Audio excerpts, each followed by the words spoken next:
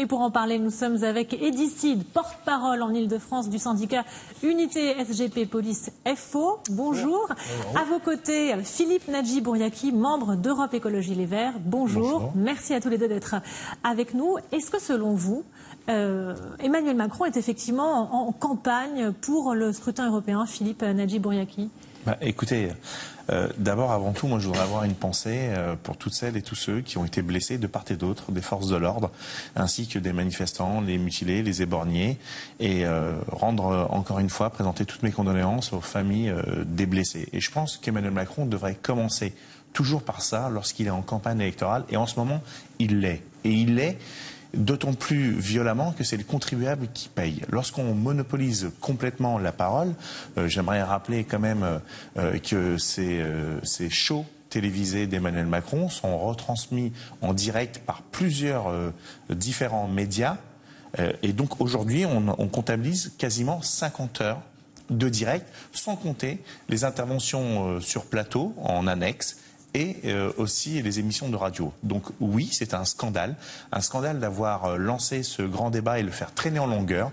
Il est censé se terminer le 15 mars, les résultats ne sont pas attendus avant, au meilleur des cas, début avril, voire mi-avril, ce qui ampute énormément le dialogue et la concertation pour les élections européennes à venir. Edicide, quel regard est-ce que vous portez sur ces 16 semaines de mobilisation? Dans quel état se trouvent aujourd'hui les forces de l'ordre? Alors sincèrement, les forces de l'ordre sont éreintées. Je tiens à le préciser. En gros, ça fait quand même 16 week-ends que on est mobilisé en permanence. C'est des rappels sur repos légaux qui sont mis en place. Donc c'est des fonctionnaires de police qui ne verront pas ou peu leur famille, qui font des heures effectivement exponentielles, parce qu'on sait très bien qu'une vacation peut commencer à une heure précise, mais ne pas finir forcément au-delà des 8 heures, donc au bout de 10, 12, 14 heures de vacation. On a un grand nombre de blessés aussi, donc effectivement c'est à prendre en compte par rapport à ça en termes de roulement d'effectifs. Je ne vous cacherai pas qu'il y a encore beaucoup de problèmes au sein des forces de l'ordre aujourd'hui qui ne sont pas réglés. On a commencé à mettre en place des négociations avec le ministère de l'Intérieur sur par exemple la réforme des retraites qui concerne la fonction publique et d'autant plus la police, nous sommes un régime spécial, et les milliers d'heures sup qui aujourd'hui ne sont toujours pas payées, et les actes, des 16 actes des Gilets jaunes n'ont fait que multiplier de façon exponentielle ces milliers et milliers d'heures sup non payées sur lesquelles nous n'avons toujours pas de règlement. Vous avez le sentiment aujourd'hui qu'on est dans une guerre d'usure? C'est en tout cas la volonté de figures médiatiques du mouvement comme Éric Dreux qui ne s'en cache pas. C'est usant pour les forces de l'ordre, les politiques. Ils sont très fatigués. C'est ce qu'il déclarait lors d'une vidéo il y a quelques jours. Il précise avoir vu de nombreux policiers et gendarmes se mettre en arrêt maladie. S'ils pouvaient tous être en arrêt, ce serait top, a-t-il conclu. Bon, ça vous inspire quoi? Je vais peut-être le décevoir, mais nous ne mettrons pas en arrêt.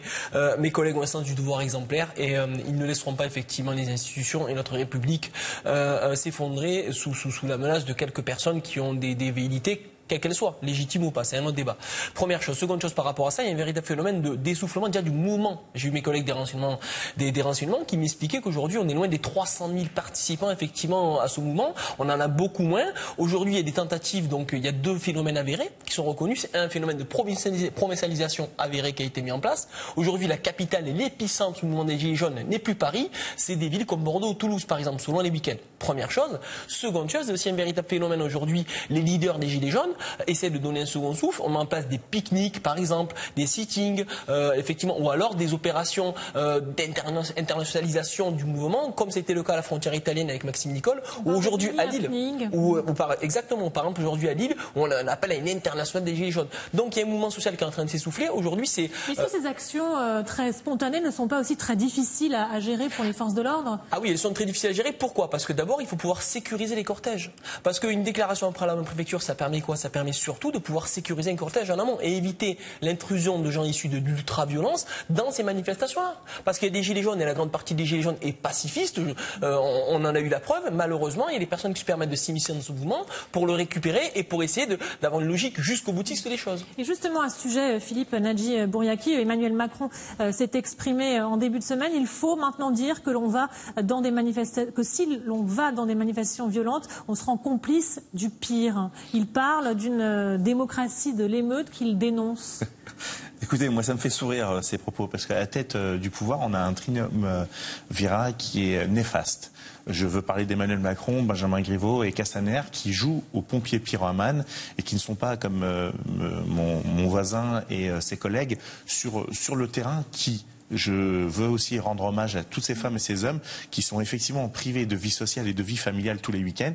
Et un être humain, c'est pas une machine. Lorsqu'il est à bout de nerfs et à bout de souffle et qu'il n'a pas de second choix, et ben il peut commettre des choses compliquées. Je voudrais juste vous faire rebondir, et d'ici, vous avez le sentiment effectivement que le ministre de l'Intérieur met régulièrement de l'huile sur le feu et que ça a des conséquences directes sur les relations sur le terrain entre les forces de l'ordre et les Gilets jaunes? Je ne cacherai pas qu'aujourd'hui, pour nous, la seule réponse possible et probable, c'est une réponse politique. La réponse sécuritaire, la réponse judiciaire ne peuvent être que des réponses secondaires. La réponse principale, elle sera politique. Donc il n'y aura que des réponses politiques qui permettront de faire cesser ce mouvement et de faire rentrer ces gens chez eux. Philippe Nadji Bouriaki, est-ce que vous avez le sentiment que cette réponse politique doit aussi se trouver, en tout cas s'établir du côté des Gilets jaunes? Est-ce qu'ils doivent se structurer politiquement? Alors c'est une question un peu rhétorique, puisqu'on voit que c'est très compliqué pour eux de s'organiser en termes politiques. Ben, c'est très compliqué puisque dès le départ, ils se revendiquent apolitiques et ont refusé toute récupération, et à juste titre, mais en tout cas toute structure pouvant les accompagner et les soutenir et venir en renfort. Je parle des corps intermédiaires, les partis politiques ainsi que les syndicats. Et lorsque vous manifestez une colère, vous avez pas beaucoup de solutions pour qu'elle puisse se traduire en éléments concrets. Mais on le voit bien depuis plusieurs semaines, et les syndicats et les formations politiques ont beaucoup de difficultés à récupérer, malgré leur tentative, ce mouvement. Vous savez, si je peux me permettre, je suis désolé de vous couper, mais c'est important de préciser quand même, effectivement, pour expliciter un peu les choses, que quelques leaders qui puissent sortir de ce mouvement-là, il est souvent menacé. Nous, on a eu beaucoup de mains courantes et de dépôts de plaintes, effectivement, de leaders gilets jaunes qui sont issus de l'émanation de ce mouvement, qui sont des leaders naturels, qui étaient là depuis le début, qui ont essayé à un moment ou à un autre, effectivement, de prendre un leadership, d'essayer de créer, de proposer autre chose de plus constructif, qui permette de passer à une phase 2, si je puis dire, effectivement, de la mobilisation. C'est les personnes qui sont relativement et souvent menacées. Et on a eu certaines personnes comme Mme Le Havasseur, monsieur Chahine Amsoua, qui n'ont eu de cesse, malheureusement, de devoir se retirer parce que c'est très compliqué, aujourd'hui, pour une certaine frange minoritaire de ce mouvement-là, mais de reconnaître toute forme de légitimité, quelle qu'elle soit. Philippe Nadji Bouriaki, quelle peut être alors la suite du mouvement des Gilets jaunes?